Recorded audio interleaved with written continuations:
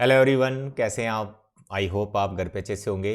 तो मेरे प्यारे बच्चों, जैसे कि आप जानते हो हम टर्म वन एग्ज़ाम की प्रिपरेशन कर रहे हैं। चैप्टर नंबर 6 पे हैं application of derivative. Part one book हमारी कंप्लीट होने वाली है, लास्ट चैप्टर पे हम। उसके बाद हमारा एक छोटा सा चैप्टर बचा है, that is linear programming problems, that is LPP. वो हमारा पार्ट टू बुक में है। तो उसमें भी 2-3 लेक्चर में मैं आपको करवा दूंगा। तो सिलेबस हमारा लगभग कंप्लीट हो गया है थ्रू दिस चैनल। तो मैं उम्मीद करता हूं कि आप बहुत अच्छे से अपनी प्रैक्टिस कर रहे होंगे और टाइम वेस्ट नहीं कर रहे होंगे। बच्चे, बिल्कुल भी टाइम वेस्ट नहीं करना। आपके पास बहुत कम टाइम बचा है अपने टर्म वन एग्जाम के लिए। खूब अच्छे से मेहनत करो, प्रैक्टिस करो और अच्छे मार्क्स लेके आओ अपने टर्म वन एग्जाम में, ठीक है। चलिए, तो हमारा जो चैप्टर चल रहा है एप्लीकेशन ऑफ डेरिवेटिव, इसमें हमने जो फर्स्ट टॉपिक स्टार्ट किया था that is tangents and normal.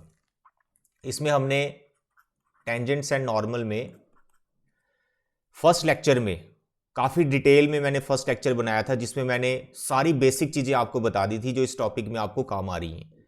उसके बाद मैंने कुछ क्वेश्चंस प्रैक्टिस करवाए, फिर एनसीईआरटी के मैंने इंपॉर्टेंट क्वेश्चंस आपको करवाए।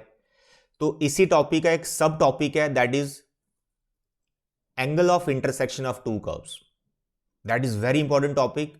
आपकी एनसीईआरटी में सिर्फ एक क्वेश्चन है इस टॉपिक से रिलेटेड, क्वेश्चन नंबर 23, जो मैं आज इस वीडियो लेक्चर में आपको करवाने वाला हूं। बहुत से बच्चे उसमें थोड़े से कंफ्यूज हो जाते हैं। कंफ्यूज बिल्कुल नहीं होना, बहुत सिंपल क्वेश्चन है वो, बड़े सिंपल वे में आपको वो समझा दूंगा।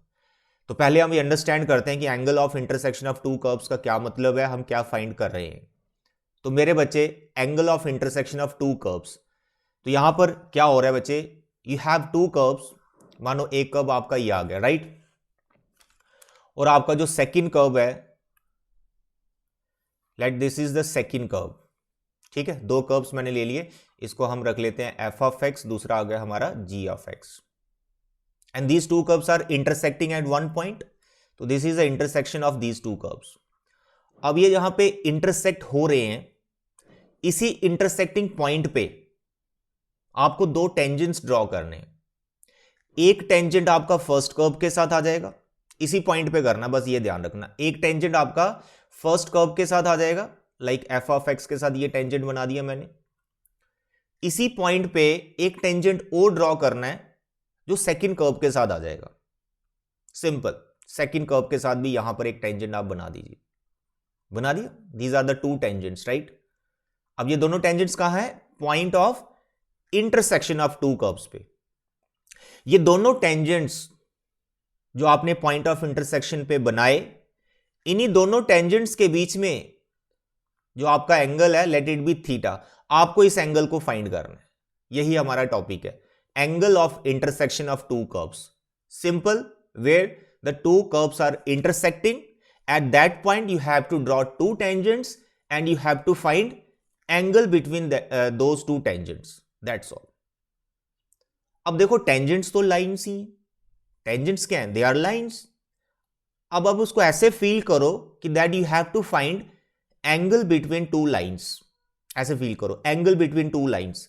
अब एंगल बिटवीन टू लाइन्स का क्या फॉर्मूला है, वो ऑलरेडी मैं आपको फर्स्ट लेक्चर में करवा चुका हूं, जो आप क्लास 11th में सीखते हो। मैं यहां लिख देता हूं एंगल बिटवीन टू लाइन्स का फॉर्मूला, स्लोप के रिस्पेक्ट में जो मैंने आपको लिखवाया था, that is m1 minus m2 divide by 1 plus m1 m2। बस ये छोटा सा फॉर्मूला आपको यहां पे अप्लाई करना है। अब इसमें जो m1 और m2 क्या है, m1 is the slope of first tangent, m1 is what, slope of first tangent. अब बताइए, टेंजेंट का स्लोप कैसे निकालते हो, फंक्शन को डिफरेंशिएट करना है, जो आपका पॉइंट ऑफ कॉन्टैक्ट होगा वो आपने डेरिवेटिव में पुट करना है, तो आपको फर्स्ट टेंजेंट का स्लोप मिल जाएगा। Now what is m2, slope of second tangent जो सेकंड कर्व के साथ बन रहा है, स्लोप ऑफ सेकंड टेंजेंट जो सेकंड कर्व के साथ बन रहा है, दैट्स ऑल। यानी क्लास 11th का ये फॉर्मूला आपको अप्लाई करना है, बट जो आपको स्लोप निकालने हैं वो डिफरेंशिएशन की हेल्प से निकालने हैं, जो मैंने आपको बता रखा है। ओके डियर, तो this is the topic, you have to find theta. अब इसमें एक प्रॉब्लम है, इस टॉपिक में एक प्रॉब्लम है, वो क्या, पॉइंट ऑफ कॉन्टैक्ट मिसिंग है। ये जो पॉइंट ऑफ इंटरसेक्शन है ये मिसिंग है, क्योंकि जब तक ये पॉइंट ऑफ इंटरसेक्शन नहीं होगा तो आप स्लोप कैसे निकालोगे टेंजेंट का, with the help of differentiation जो आप निकाल रहे हो। तो सबसे पहला जो स्टेप आपका रहेगा इस टॉपिक में, यहां पे ये दोनों कर्व्स इंटरसेक्ट हो रहे हैं, आपको ये पॉइंट को फाइंड करना होगा। Let this point is P, अब बोलोगे सर ये पॉइंट कैसे फाइंड करना है? बहुत सिंपल है। अरे भाई जब भी दो कर्व्स आपके इंटरसेक्ट हो रहे हैं, इन दोनों कर्व्स की अपनी जो इक्वेशंस गिवन दे रखी हैं उनको सॉल्व कर दो। तो जब भी आप दो इक्वेशंस को सॉल्व कर रहे हो और कुछ कॉमन पॉइंट मिल रहा है तो वो पॉइंट ऑफ इंटरसेक्शन ही होता है। सिंपली जो भी कर्व्स है उनको आपस में सॉल्व करना है, आपको पॉइंट ऑफ इंटरसेक्शन मिल जाएगा, जो कि पॉइंट ऑफ कॉन्टैक्ट होगा टेंजेंट्स के लिए। उसी पे दोनों का स्लोप निकाल दो। आधा समझ? अभी करेंगे इस पे डिस्कशन, बताते हैं कैसे निकलेगा, क्वेश्चंस में हम लेते हैं, ठीक है, एग्जांपल लेते हैं। चलिए नेक्स्ट, आपको कभी ये टर्म भी कहीं पर मिल सकती है, इसमें एमसीक्यू भी आ सकता है। ऑर्थोगोनल कर्व्स क्या होते हैं बच्चे? ऑर्थोगोनल कर्व्स क्या है? परपेंडिकुलर कर्व्स, ठीक है। ये टर्म्स देख के घबराना नहीं कि टर्म क्या लिखी हुई है। ऑर्थोगोनल मतलब परपेंडिकुलर कर्व्स, परपेंडिकुलर कर्व्स, ठीक है। अब परपेंडिकुलर कर्व्स तो परपेंडिकुलर नहीं आपको दिखेंगे, बट दो टेंजेंट्स जो आपने बना रखे हैं, जब इनके बीच में एंगल आप 90 डिग्री का निकालेंगे, यानी वो थीटा जब आप 90 डिग्री का निकाल देंगे, जो पॉइंट ऑफ इंटरसेक्शन पे दो टेंजेंट्स बन रहे हैं उनके बीच में जब एंगल आप 90 डिग्री का निकाल देंगे, मतलब वो जो दोनों कर्व्स हैं वो orthogonal, that's all. Angle between two curves he find करना है, वो थीटा आपका 90 डिग्री निकलेगा, तो वहां से you can say the curves are orthogonal, they are perpendicular to each other. Okay dear, अब यहां पर एक कंडीशन भी है, जरूरी नहीं कि आपको वो फॉर्मूला लगाना, ये जो मैंने बता रखा है टैन थीटा, ऑर्थोगोनल प्रूव करने के लिए, ठीक है। ऑर्थोगोनल प्रूव करने के लिए जरूरी नहीं है आपको फॉर्मूला ही लगाना है कि मैं थीटा निकालूं। आपको पता है यार, दो लाइंस को जब आपने परपेंडिकुलर प्रूव करना है, जब दो लाइंस आपके पास और इनको आपने परपेंडिकुलर प्रूव करना है, यार इनके स्लोप्स का प्रोडक्ट -1 कर दो ना, इनके स्लोप्स का प्रोडक्ट -1 कर दो, तो दोनों लाइंस आपकी परपेंडिकुलर हो जाएंगी, यानी दोनों टेंजेंट्स आपके परपेंडिकुलर हो जाएंगे, यानी वो जो थीटा है वो 90 डिग्री का हो जाएगा। जब थीटा 90 डिग्री का हो जाएगा तो कर्व्स आपके क्या हो जाएंगे? Orthogonal, that's all. तो इस पे भी आपका एमसीक्यू बन जाता है, ठीक है। तो ये था एक छोटा सा topic, angle between two curves. Simply you have to find the angle between two lines, और वो लाइंस कौन है? टेंजेंट्स है। ऑर्थोगोनल वर्ड आ जाता है, सिंपली आपको थीटा ही फाइंड करना है, वो 90 डिग्री का होगा, और जब 90 डिग्री का आप एंगल निकालेंगे it means the curves are orthogonal, that's all. अब हम एग्जांपल्स लेते हैं, दो एग्जांपल्स करेंगे, एक जो कि आपकी एनसीईआरटी में नहीं है, आरडी शर्मा से मैंने एक इंपॉर्टेंट क्वेश्चन उठाया, और सेकंड आपका एनसीईआरटी में जो एक इकलौता क्वेश्चन है इस टॉपिक से रिलेटेड, वो करेंगे। दो क्वेश्चंस करेंगे सिंपल वे में। चलिए, the question 1 is find the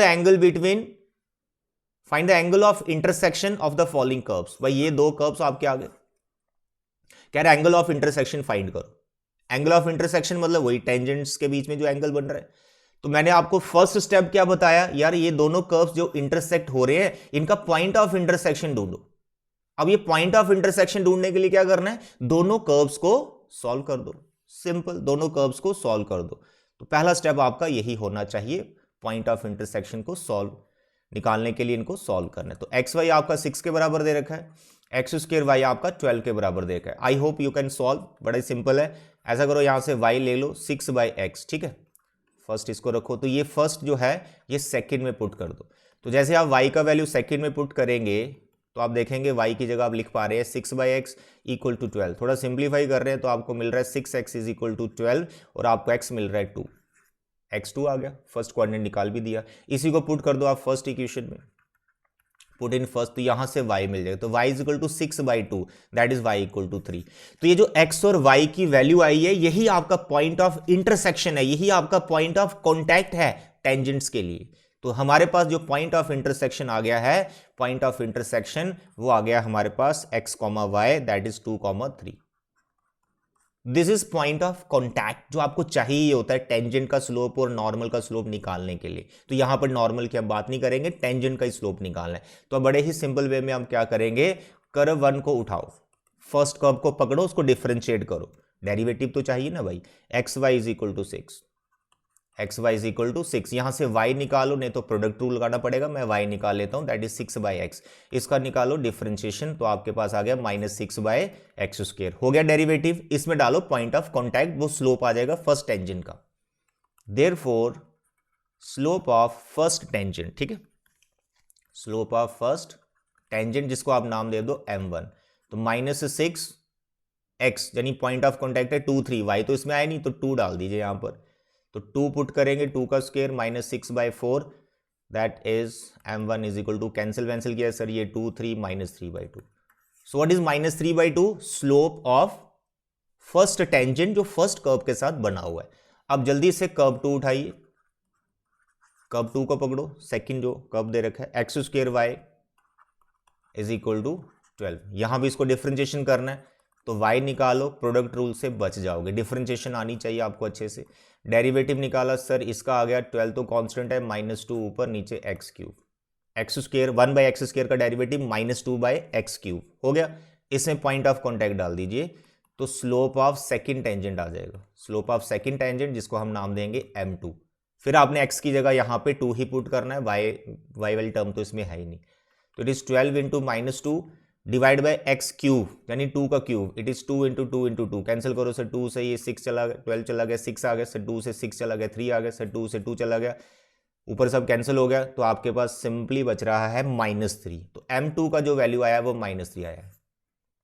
slope first tangent का भी निकाल लिया, स्लोप सेकंड टेंजेंट का भी आ गया, दोनों का स्लोप आ गया. एंगल बिटवीन टू लाइंस का फॉर्मूला लगा दो, वो एंगल आ जाएगा, वही दोनों कर्व्स के बीच में एंगल ऑफ इंटरसेक्शन होगा. तो मेरे प्यारे बच्चे, if theta is that angle, तो formula is m1 minus m2 divide by 1 plus m1 m2. चलिए बताइए स्लोप क्या निकाला फर्स्ट कर्व का, -3/2. सेकेंड स्लोप इट इज -3, ठीक है, डिवाइड में 1 प्लस इन्हीं का प्रोडक्ट. ओके डियर, सिंप्लीफिकेशन चलने दो सर, इसका एलसीएम ले लिया हमने तो ये हो गया +6/2. सर इसका भी एलसीएम ले लिया तो ये आ गया सर 2 + 3 3 = 9. सर इसको सिंप्लीफाई कर रहे हैं 3/2, सर इसको कर रहे हैं 11/2. सर 2 2 कैंसिल हो गया, 3/11. भाई कैलकुलेशन चेक कर लेना, गलती नहीं लगनी चाहिए, ठीक है. दोनों माइनस में आ रखे हैं ना, दोनों माइनस में, तो माइनस माइनस ये प्लस ही हो गया. 2 11, एलसीएम आ गया इसका 2, बिल्कुल ठीक है. 3/11 आ रहा है, 3/11, 2 एलसीएम 2, ठीक है, कैंसिल होगा. ओके 3/11. तो you have to find theta, theta is the tan inverse 3/11, that's all. तो this is angle of intersection of two curves. बहुत सिंपल है. और मेन है पॉइंट ऑफ इंटरसेक्शन निकालो, डिफरेंशिएशन अलग अलग करके वो पॉइंट डालो, 2 स्लोप आएंगे, एंगल का फॉर्मूला लगा के एंगल ऑफ इंटरसेक्शन आ गया. आधा समझ, इतना ही सिंपल है. सभी क्वेश्चंस लगभग इस जैसे ही हैं. अब देखो आपके एनसीईआरटी का क्वेश्चन नंबर 23 आपके एनसीईआरटी में एक्सरसाइज 6.3 का. Prove that the curves x equal to y square and xy equal to k cut at right angles if 8k square equal to 1. अब इसमें ऐसा फील होता है ये जो 8k square equal to 1 है, ये गिवन कंडीशन है. एक्चुअली इसमें आपको थोड़ा उल्टा काम करना है, 8k square equal to 1 prove करना है और हमें ये मान के चलना है कि दोनों कट किस एंगल पे कर रहे हैं, राइट एंगल पे. इसको ऐसे फील करो, ठीक है. तो कुछ नहीं करना, सबसे पहले आपको ये 2 कर्व्स उठाने पड़ेंगे, इनको सॉल्व करना पड़ेगा, पॉइंट ऑफ इंटरसेक्शन ढूंढना पड़ेगा, फिर इनको अलग अलग डिफरेंशिएट करना है, पॉइंट ऑफ इंटरसेक्शन उसमें डालना है, 2 स्लोप्स आएंगे. अब क्योंकि राइट एंगल का बात हो गई, ऑर्थोगोनल की बात हो गई, तो m1 m2 अगर आप -1 इक्वल लेके चलते हैं तो ये रिलेशन वहां से डिराइव हो जाएगा, 8k स्क्वायर इक्वल टू 1. तो देखिए यहां पर अभी मैं आपको करके दिखा रहा हूं. तो सबसे पहले हमारा मेन काम है इनको सॉल्व करना. x is equal to y square, x y is equal to k, ठीक है. दोनों को हम सॉल्व कर रहे हैं, तो फर्स्ट जो है सेकंड में सब्स्टिट्यूट कर दीजिए. तो x is equal to y square, तो सेकंड में जब पुट करो तो x की जगह आपने वाई स्क्वायर लिख लिया. Y cube is equal to k, so what is y sir ji, k का पावर 1/3. y का वैल्यू आया k की पावर 1/3. अब ये y पुट कर दीजिए आप फर्स्ट में, तो आपको x मिलने वाला. तो x is equal to sir y, sir y की जगह लिखना है k का पावर 1/3 और ऊपर उसके ऊपर 2 भी है तो k मिल गया 2/3. मेरे बच्चों जो आपको पॉइंट ऑफ इंटरसेक्शन मिला है वो मिला है आपको k रेज टू पावर 2/3 और k raise to power 1/3. Is that clear? तो this is a point of intersection की 2 कर्व जहां इंटरसेक्ट हो रहे हैं वो पॉइंट ऑफ इंटरसेक्शन हमने निकाल दिया. सर ये टेंजेंट और ये टेंजेंट आपस में 90 डिग्री पे कट कर रहे हैं. अब क्योंकि ये 90 डिग्री पे कट कर रहे हैं तो इनके स्लोप्स का प्रोडक्ट क्या होगा, -1. तो स्लोप पहले निकालना पड़ेगा, दोनों को डिफरेंशिएट करना पड़ेगा, डेरिवेटिव्स निकालने पड़ेंगे. तो मेरे प्यारे बच्चों, फर्स्ट कर्व क्या है आपका, first curve x is equal to y square. x is equal to y square. जल्दी से डिफ्रेंशिएट करो विद रिस्पेक्ट टू x, इसका 1 हो गया, it is 2y dy dx। तो यहां से dy dx आपके पास आ गया है 1/2y। इसमें पॉइंट ऑफ इंटरसेक्शन डालो, स्लोप आ जाएगा फर्स्ट कर्व का, slope of first curve, first tangent to the first curve, slope of first curve जिसको हम m1 नाम देंगे, 1/2। व्हाट इज y, यानी जो पॉइंट ऑफ इंटरसेक्शन है उसका second coordinate, sir k raise to power 1/3। ठीक है, तो यहां लिखना है k raise to power 1/3। This is slope of first tangent. ठीक है, अब इसी तरह से सेकंड कर्व को उठाओ, कर्व नंबर 2, वो क्या है sir, xy is equal to k, xy is equal to k। Differentiate करना है तो y का वैल्यू निकालो, थोड़ा इजी रहेगा। डिफ्रेंशिएशन किया, इट इज -k/x², हो गया डेरिवेटिव।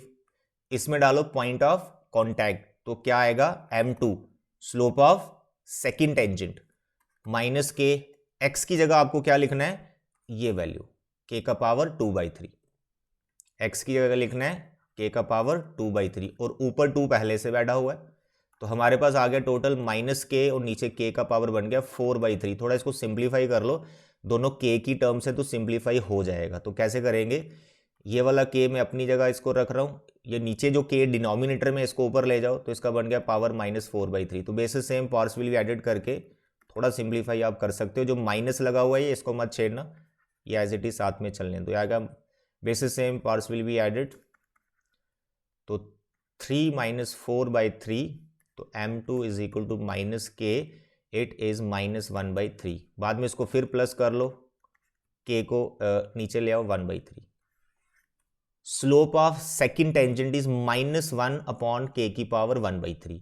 ये आ गया स्लोप ऑफ फर्स्ट टेंजेंट, ये आ गया स्लोप ऑफ सेकंड टेंजेंट। अब सिंपली आपको लिखना है, if they cut at a right angle, अगर वो राइट एंगल पे कट कर रहे हैं तो इनके स्लोप्स का जो प्रोडक्ट है वो किसके इक्वल होगा, -1 के इक्वल। इनके स्लोप्स का प्रोडक्ट होगा -1। तो दोनों के स्लोप्स आपने निकाल लिए हैं। पहला आपके पास आ गया 1/2 k का पावर 1/3, दूसरा आपके पास आ गया -1/k का पावर 1/3। ठीक है, दोनों का पावर हमने 1/3 बना दिया है, इक्वल टू -1। अब यहां से आपको सिंप्लीफाई करना है इस रिलेशन को, और आपको प्रूव कर देना है 8k² इक्वल टू 1। ये रिलेशन आपको यहां से बनाना पड़ेगा। ठीक है, तो देखो बड़ा सिंपल है। सबसे पहले ये माइनस माइनस तो हमारा हट गया, क्रॉस मल्टीप्लाई कर दो सिंपल पहले, तो आपके पास आ जाएगा 1 इज इक्वल टू 2 k का पावर 1/3, k का पावर 1/3, दोनों पावर्स प्लस कर दो, 1/3 प्लस 1/3। ठीक है ना, तो ये हो गया आपका 2/3। 8 बनाना है, अब 8 कैसे बनाएं, 8 कैसे बनाएं, ठीक है, वही आपको 8 बनाना है। तो ऐसा करो, यहाँ पर क्यूबिक बोथ साइड कर दो, क्यूबिक बोथ साइड, जैसे आप करते ना स्केयरिंग बोथ साइड, तो ऐसे क्यूबिक बोथ साइड, दोनों तरफ 3 पावर्स लगा, तो 1 की पावर 3 तो 1 ही रहेगा, 2k का पावर 2 3, इसका होल पावर जब आपने 3 किया तो ये 3 3 कट जाएगा, तो यहाँ 1 बचा, लेकिन 2 की पावर 3 तो रहेगा, तो जो कि 8 बना देगा, और k का पावर 2 ये बच जाएगा। ये देख लेना क्यूबिक से भाई ये 3 कैंसिल हो गया, लेकिन 2 के ऊपर तो 3 रहेगा ना, ये हमने k वाला भी कैंसिल किया, लेकिन 2 का रहेगा, तो 2 का 8 हो गया, k² बच गया। क्या यही था 8k² equal to 1? Yes, 8k² equal to 1, hence proved. आते समझ, काफ़ी इंपॉर्टेंट क्वेश्चन है ये, MCQ की फॉर्म में आ सकता है आपको, कि ये स्टेटमेंट दे रखी है तो नीचे ऑप्शन दिए होंगे 8k² equal to 1, 8k² equal to -1 या कोई और रिलेशन दिए होंगे, तो भैया सही वाला टिक करके आना। तो ये था आज का लेक्चर, आई होप आपको ये समझ आया होगा, बहुत इंपॉर्टेंट टॉपिक है, प्रॉपर नोट्स इसके बना लेना। Thank you, bye bye.